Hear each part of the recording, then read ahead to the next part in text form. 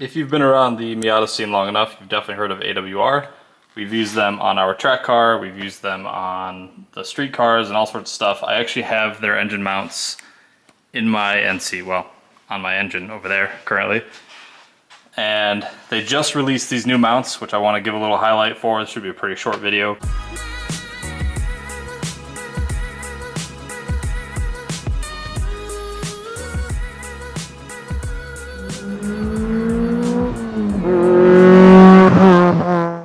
So currently I have their fixed height engine mounts right here, these are actually the lowered set. So it lowers the center of gravity of the engine. So your weight ends up being closer to the ground, which gives you better handling and stuff like that. So these are great. I love these. I've had these in my car since, I want to say September or something like that. Drove to Cincinnati, 8 hours with them, no issues.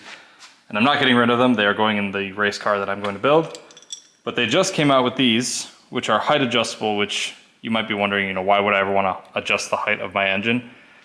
So the 2.5 that I'm putting in the car is using Goodwin's 2-inch big header. This thing's monstrous. It looks like an LS header, like for one of these things.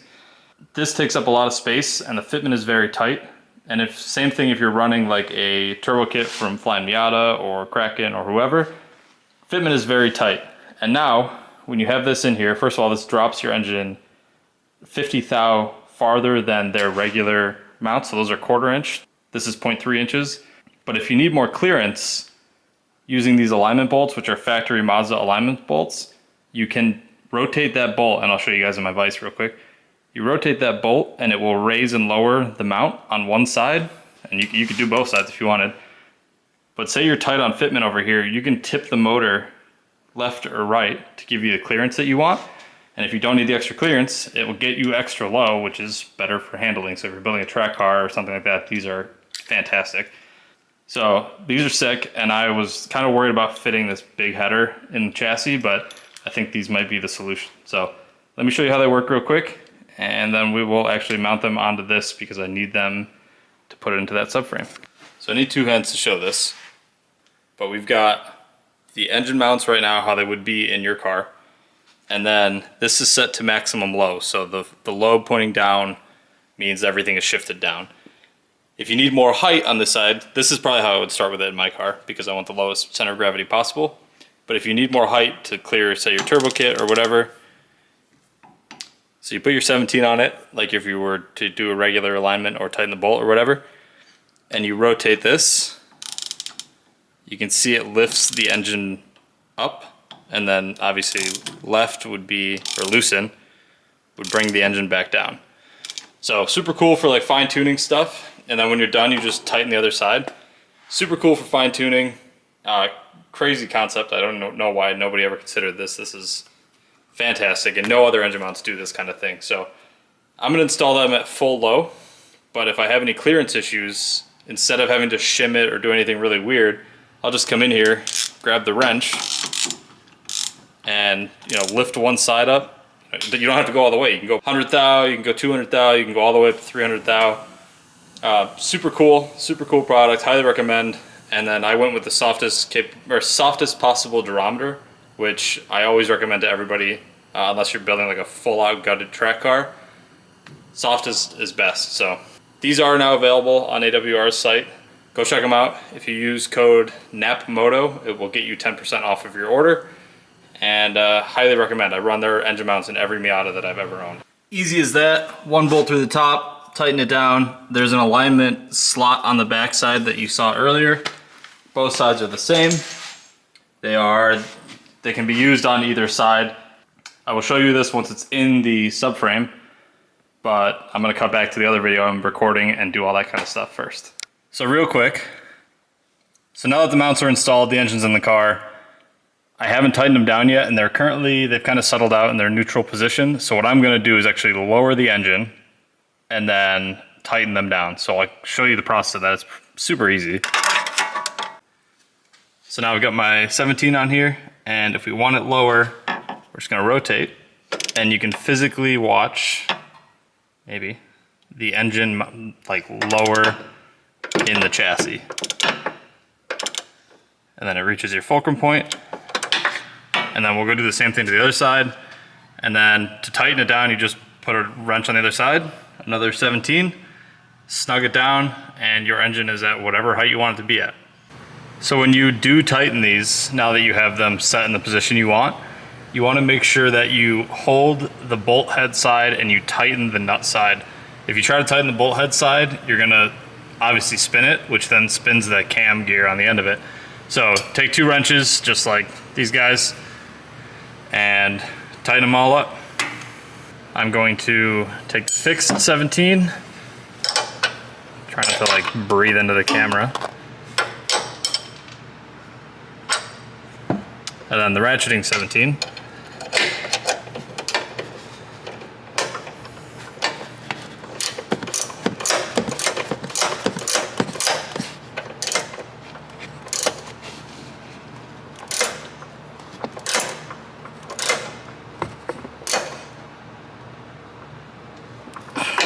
Tighten it all down.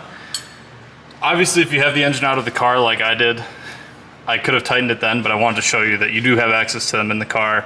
So if you're having fitment issues with something, you can literally loosen these, flip your engine, left or right, and then tighten them down again. And they are just as easy to install as AWR's other mounts, which I installed in like half an hour when I first did them. So I'll do a little debrief, but I do really recommend these. And with the stock mounts that get just old and decrepit, if you're gonna upgrade, you might as well do something worthwhile like these. I apologize if I look like a disaster. I've literally been working on this car for the last, I believe 11 hours to get the engine out and engine back in. This is obviously not that video. If you want to check that video out, it will either already be out and I will link it up here, or it will be coming soon and you can watch it probably after this, honestly. So, do you need AWR mounts in the first place? Probably. It's always a good upgrade. Do the softest durometer you can. It's always my suggestion. Unless you're building a gutted out race car, then you can kind of sacrifice because NVH doesn't really matter to you. The engine mounts that I took out of this car had 190,000 miles on it, were destroyed. Not the AWR ones on the last motor, but the ones when I initially swapped AWR mounts in, they were destroyed. And the car felt totally different after the install, like just so much tighter. And we drove the car to Cincinnati, which is an 8-hour drive, and it was totally comfortable, totally fine, no NVH that was worth mentioning or anything like that. So if you're gonna replace your engine mounts, just get an upgraded set from AWR. Highly recommend them. If you just have a stock engine or you're just doing a regular 2.5 swap, you don't really need the adjustment. It's a nice thing to have. It does have an increased price tag, but it's a nicety, not a needity. That's not really a word, but I wasn't sure with the big headers that I put in here if I was gonna have the space, and I'm gonna try and build a plenum for the ITBs. So if I would, for whatever reason, have to tilt the motor over to fit the plenum, I now have that adjustment, which I wouldn't have had if I did fixed mounts. So if you're doing something like a big turbo kit or big headers or anything just different, like supercharger kit or anything like that, I would really recommend just spending the extra couple bucks to get the adjustable set. They're great, super easy to adjust. I mean, you just saw it, you just turn a bolt and it goes up and down, super easy and kind of satisfying. So they do go lower than the standard mounts also. So if that's something you're considering, the standard mounts go 1/4 inch lower than factory, and these go 0.3. So 0.25 to 0.3, you get another 0.05 inches of height. This engine fits in here like a stock 2-liter fits in here almost. I don't even feel like I have any height issues with this, which is awesome. And it lowers your center of gravity, so the car will handle better, the cornering and stuff like that. If you're building a track car, 100%, you want everything as low as possible. You want all your weight as close to the ground. I almost put these on the track car that I'm building, but with what's going on in this engine, I figured let's just put them on here and have the adjustment. So those other set that I took out will actually go on that car. They're still a great set. But yeah, AWR is literally in every car. The track car is outside, has AWR mounts. The 2-liter behind you, AWR mounts. This car, AWR mounts. Every car that I modify, every engine that I build pretty much gets AWR mounts. So this is sponsored content, but I do want to remind you guys that I only will sell you a product or pitch you a product that I believe in myself. So like, I'm not going to pitch you something that I wouldn't run myself in a car. I don't want to sell you guys things just for the sake of getting a sponsorship. So if I say it, I mean it. And I appreciate you guys watching, and I will see you in the next episode.